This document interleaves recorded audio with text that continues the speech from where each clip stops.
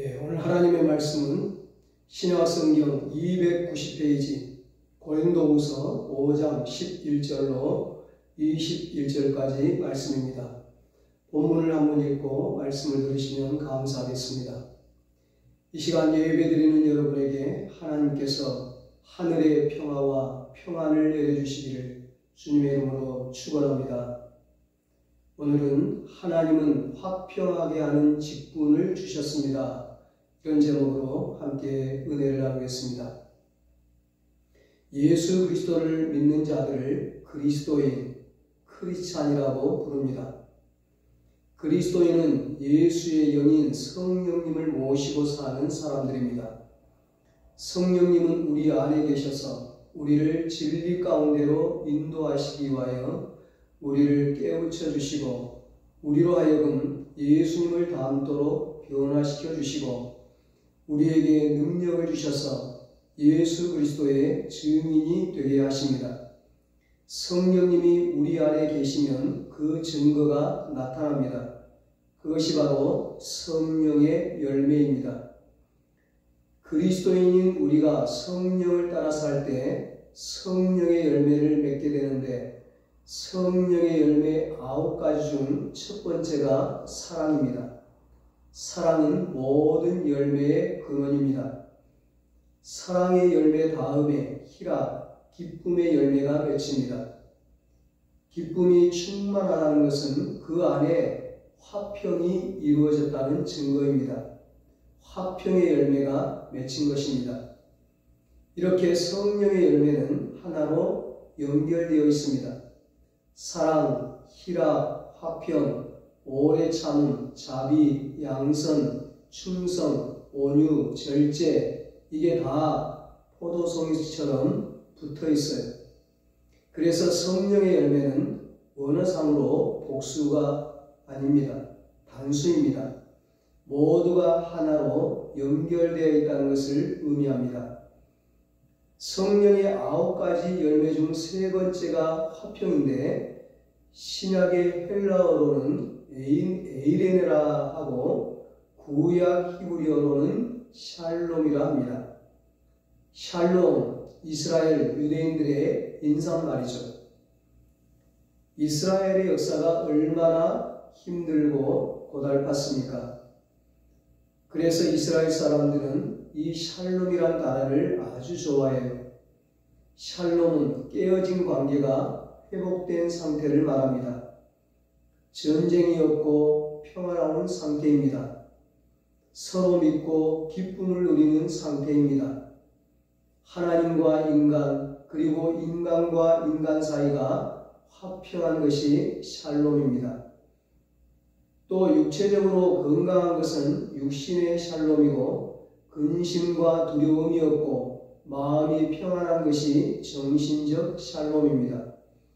샬롬은 우리말로 해석하면 평강, 평안, 화평, 평화라는 뜻이에요.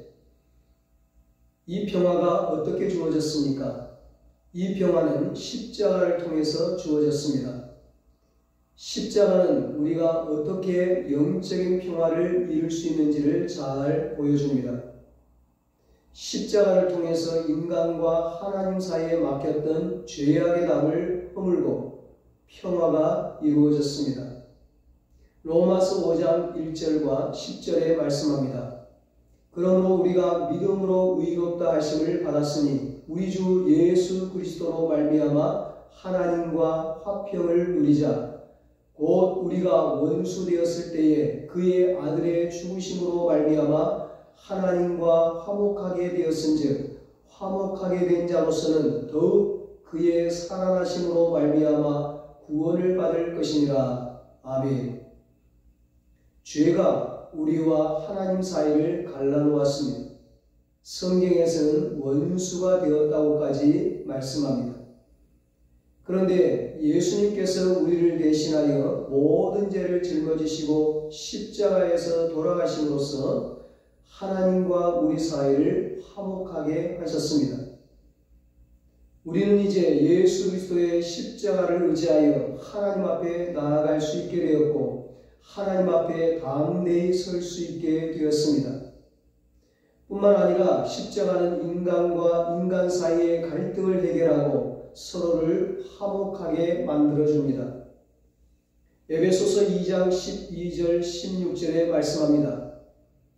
그때 너희는 그리스도 밖에 있었고 이스라엘 나라 밖의 사람이라 약속의 언약들에 대하여는 외인이요 세상에서 소망이었고 하나님도 없는 자이더니 이제는 전에 멀리 있던 너희가 그리스도 예수 안에서 그리스도의 피로 가까워졌느니라. 그는 우리의 화평이신지라 둘로 하나를 만드사 원수된 것 곧 중간에 막힌 남을 자기 육체로 허시고 법종으로 된 계명의 율법을 폐하셨으니 이는 이 둘로 자기 안에서 한 새 사람을 지어 화평하게 하시고 또 십자가로 이 둘을 한 몸으로 하나님과 화목하게 하려 하심이라. 원수된 것을 십자가로 소멸하시고 평안을 전하셨으니 이는 그로 말미암아 우리 둘이 한 성령 안에서 아버지께 나아감을 얻게 하려 하심이라. 아멘. 이방인과 유대인은 서로 원수된 관계였습니다. 서로 정죄하고 심지어 서로 악수나 식사도 함께하지 않았습니다. 그러나 십자가 안에서 이방인과 유대인은 하나가 되었습니다. 민족과 신분의 경계를 넘어 교회 안에서는 모두가 형제 자매가 되었습니다. 유대인이나 헬라인이나 종이나 주인이나 남자나 여자나 차별 없이 그리스도 안에서는 모두 하나입니다. 이처럼 십자가는 하나님과 나 사이를 연결시키고 나와 너 사이를 연결시켜 주었습니다. 그러므로 우리도 예수님처럼 자기를 부인하고 자기 십자가를 지면 화평하게 하는 자의 삶을 살 수 있습니다. 지난주에 예수님께서 마태복음 5장 9절 산상수훈 8복에서 말씀하셨습니다. 화평하게 하는 자는 복이 있나니 그들이 하나님의 아들이라 일컬음을 받을 것이니요. 아멘. 하나님의 아들들은 자신이 화평을 누릴 뿐 아니라 화평케 하는 자들이라고 말씀합니다. 여러분은 화평하게 하는 분들입니다. 화평, 평화의 주님은 우리들 또한 세상에 나가 화평케 하는 자의 삶을 살기를 원하십니다. 화평케 하는 자의 삶을 살기 위해서는 무엇보다 먼저 우리가 하나님과 화평을 누려야 합니다. 하나님과 우리 사이를 불편하게 하고 원수가 되게 하는 것은 우리의 죄입니다. 이사야 59장 2절에 말씀합니다. 오직 너희 죄악이 너희와 너희 하나님 사이를 갈라놓았고 너희 죄가 그의 얼굴을 가리어서 너희에게서 듣지 않으시게 함이니라. 아멘. 우리는 그래서 죄를 짓지 않으려고 힘써야 하고 죄악을 대적해야 합니다. 죄를 지었을 때는 곧바로 회개하고 죄에서 떠나야 합니다. 죄를 지으면 일단 하나님과의 관계가 깨어집니다. 죄를 지으면 마음에 어둠과 두려움이 몰려옵니다. 자꾸 하나님을 피하게 됩니다. 창세기 3장 10절에 선악과를 따먹는 죄를 저질렀던 아담은 내가 동산에서 하나님의 소리를 듣고 내가 벗었으므로 두려워하여 숨었나이다. 그러면서 하나님을 피했습니다. 부끄러워 무화과 나무 잎으로 자신의 수치를 가리려고 했습니다. 그렇게 영원히 수치와 죄책감으로 인해 염려와 근심과 걱정과 불안과 공포와 두려움 속에 살 수밖에 없는 처지가 되었습니다. 하나님이 우리 마음에 오셔야 비로소 우리 마음에 화평이 주어집니다. 우리 마음에 먼저 화평이 주어지지 않고는 다른 사람과 화평을 이룰 수 없습니다. 그러므로 우리가 하나님과 화평을 이루기 위해서는 하나님 앞에 나와야 합니다. 먼저 구약시대에 속죄 제물을 드리듯이 하나님 앞에 나와 회개해야 합니다. 이러한 회개가 하나님과의 관계를 회복하는 길입니다. 뿐만 아니라 거기에 이웃이 관계되어 있다면 그 사람을 찾아가 내가 먼저 손을 내미는 것입니다. 그것이 바로 화목제물입니다. 하나님과 이웃뿐만 아니라 우리는 기도를 통해서 우리 안에 있는 상처와 쓴뿌리를 하나씩 치유해 가야 합니다. 이것들이 우리를 얼마나 자주 넘어지게 하는지 모릅니다. 우리는 기도를 통해서 우리 안에서 육체의 소욕들이 일어나지 않도록, 육체의 열매를 맺지 않도록 우리의 육체를 쳐서 복종시켜야 합니다. 우리는 기도를 통해서 불화의 마귀가 우리의 마음과 인생을 지배하지 못하도록 해야 합니다. 하나님과의 평화는 우리 자신의 허물과 죄악을 회개함으로써 얻을 수 있습니다. 하나님은 겸손히 낮은 자세로 회개하는 자에게 은혜를 부어주십니다. 화평을 위해 십자가를 지신 예수님 앞에 나의 무거운 짐을 다 내려놓습니다. 이렇게 겸손히 회개하고 죄의 짐을 내려놓을 때 하나님께서 우리에게 가까이 다가오십니다.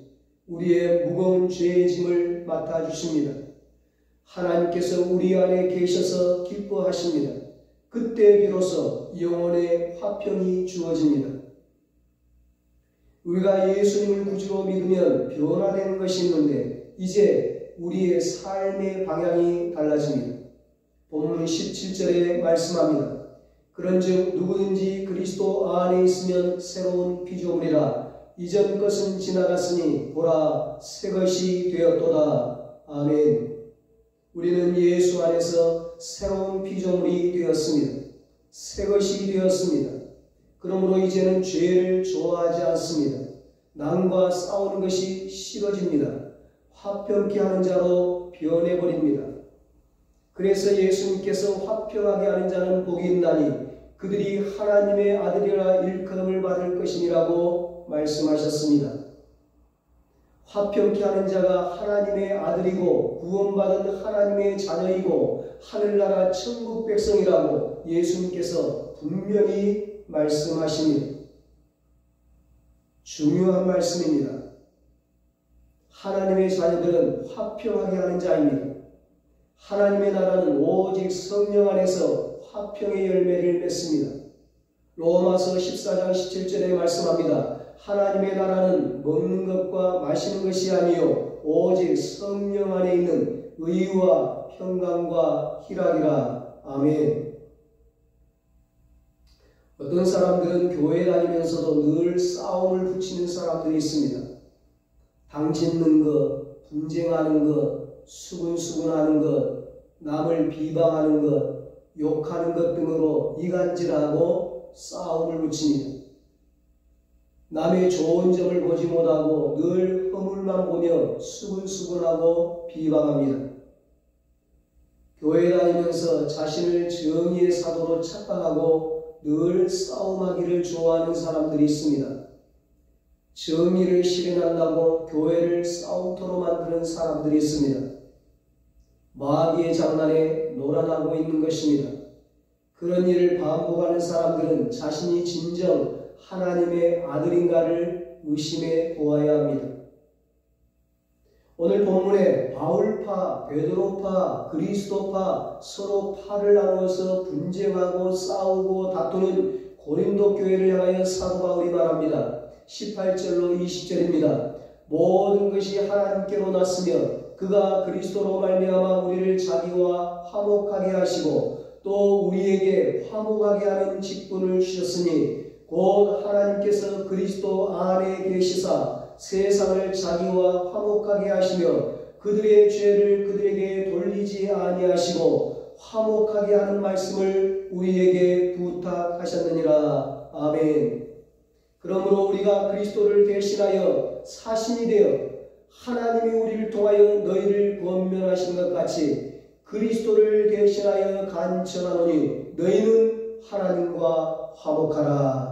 아멘.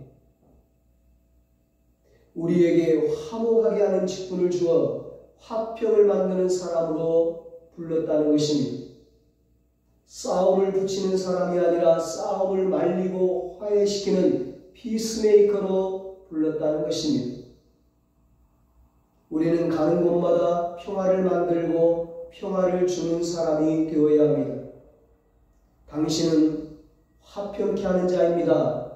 이런 소리를 들어야 합니다. 하나님이 나를 화평케 하는 자로 불렀다는 사실을 확신하며 어떤 자리에 가든지 내 사명은 화목이다 다짐하고 사명을 감당하시기 바랍니다. 그래서 여러분이 가는 곳에 화평의 열매가 주렁주렁 맺히기를 축복합니다. 우리가 다른 사람과 화목해야 하는 이유는 하나님과 화목하지 못하는 사람들 하나님과 화목하도록 해야 하기 때문입니다. 그것이 전도입니다. 모든 사람들로 하나님과 화목하게 하는 것, 그래서 구원을 얻고 영생을 얻게 하는 것, 그것이 우리의 사명입니다. 사탄은 우리가 화목하게 하는 것을 시기합니다. 어떻게든 분열시켜 서로 시기하고 다투고 미워하며 살게 만들려고 하는 것이 사탄의 전략입니다. 인류의 시작 아담 때부터 마지막 예수님 재림할 때까지 사탄은 끊임없이 분열을 조장할 것입니다. 우리의 공동체를 파괴하려는 것이 사탄의 전략입니다. 우리가 그렇게 큰 소리로 욕하고 다툴 필요가 없습니다. 조금 지나면 그거 별거 아닙니다. 지나놓고 보면 다 후회할 일들입니다. 이런 이야기가 있습니다. 메뚜기와 하루살이가 싸웠는데 하루살이가 엄청 두들겨 맞았답니다. 화가 난 하루살이가 1000마리나 되는 친구를 데리고 와서 메뚜기에게 도전했답니다. 그런데 메뚜기가 한마디 하더랍니다. 야, 나 오늘 피곤하니까 내일 싸우자. 하루살이는 말 그대로 하루살이입니다. 내일이 없어요. 싸우고 살 만큼 긴 시간의 여유가 없습니다. 우리 인생이 하루살이 같은 인생입니다. 싸우고 살 만큼 긴 시간의 여유가 없습니다. 화평하고 사랑만 하며 살아도 부족한 시간입니다. 야고보 사도는 입을 조심하지 않고 혀를 함부로 놀려대기 때문에 평화가 깨진다고 했습니다.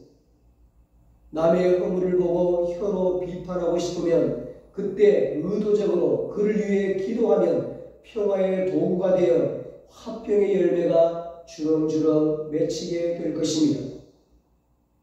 험담하고 싶어 입이 근질근질할 때 침묵하면서 기도하십시오. 성령의 다윗이나 느헤미야 같은 사람들은 생활기도를 잘하는 사람들이었습니다. 생활 속에서 삶 속에서 무시로 항상 기도했습니다. 어떤 말을 하기 전에 먼저 기도합니다. 어떤 일을 결정하기 전에 먼저 기도합니다. 하나님께 여쭤보는 거예요. 하나님의 뜻이 무엇입니까? 내가 어떤 말을 하는 것이 좋습니까? 내가 어떤 결정을 하는 것이 최선이고 하나님께 영광이 되겠습니까? 이것이 성령을 따라 행하는 태도입니다. 진실로 믿는 사람의 태도입니다. 이렇게 기도할 때 자신의 육신의 소욕이 사라지고 성령님이 기뻐하시는 화평의 열매를 맺을 수 있습니다. 공연히 아는 척하고 충고하고 비난하려는 유혹을 참고 의도적으로 칭찬을 하게 되면 피스메이커가 되고 화평의 열매를 맺는 것입니다. 다른 사람에 대해서 누가 비방하는 말을 할 때 그 사람에게 가서 그 말을 전하지 않으면 평화의 사도가 되는 것입니다. 자신의 견해나 의견을 교회 안에서 강하게 주장하고 싶을 때 하나님의 뜻을 생각하고 분별하면 화평의 열매가 맺히게 됩니다. 화평의 열매는 가장 빨리 입으로 드러나게 되어 있습니다.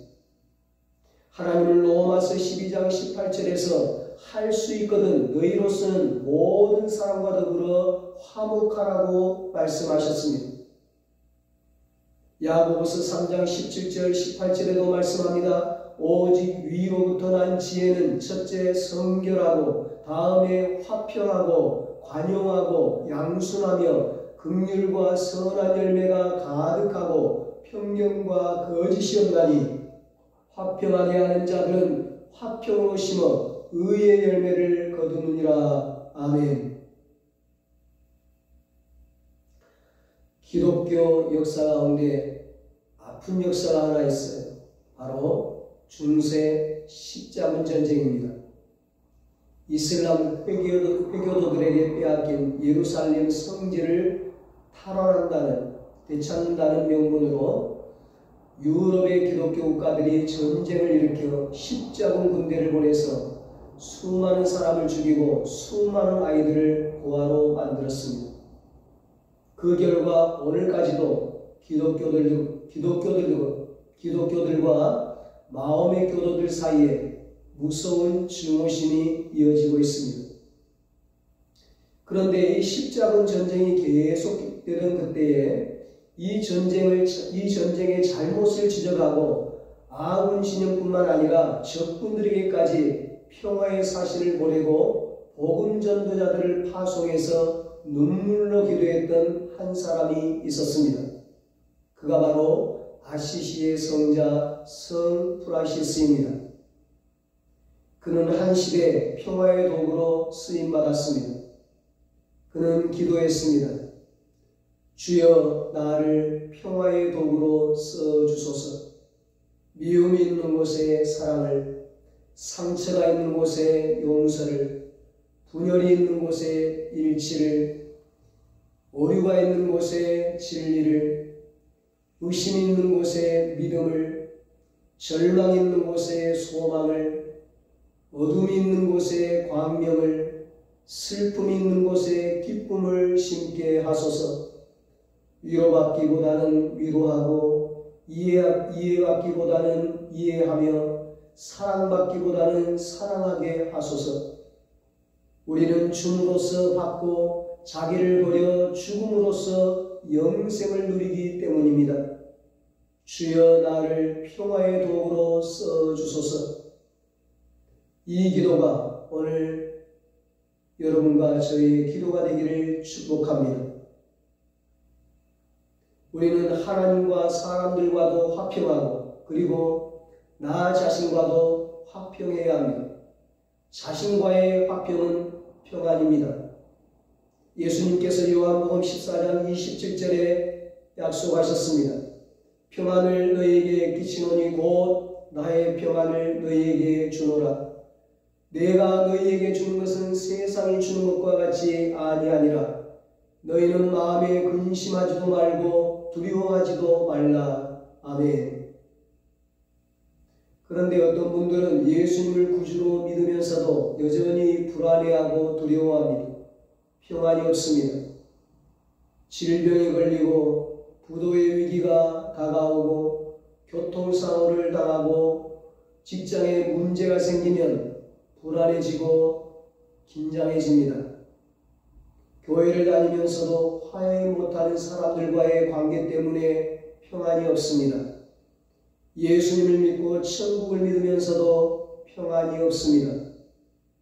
그러면 우리가 어떤 경우에서도 참 평안을 누리는 방법은 무엇이겠습니까? 어떤 경우에도 평강의 열매를 주렁주렁 맺는 방법은 없을까요? 죽음 앞에서도 평강을 잃지 않고 천국 가는 방법이 없을까요? 사도 바울은 빌립보서 4장 6절 7절에서 이렇게 권면했습니다. 아무것도 염려하지 말고 다만 모든 일에 기도와 간구로 너희 구할 것을 감사함으로 하나님께 아뢰라. 그리하면 모든 지각에 뛰어난 하나님의 평강이 그리스도 예수 안에서 너희 마음과 생각을 지키시리라. 아멘. 먼저 염려와 걱정은 죄라는 사실을 인정하고 의도적으로 마음의 평강을 깨뜨리는 염려를 거절하라는 의미입니다. 그러므로 염려거리가 있을 때 그때가 바로 기도할 때입니다. 염려가 죄라는 사실을 깨닫고 염려하지 말아야지 결심하고 각오한다고 염려의 문제가 자동적으로 해결되는 것은 아닙니다.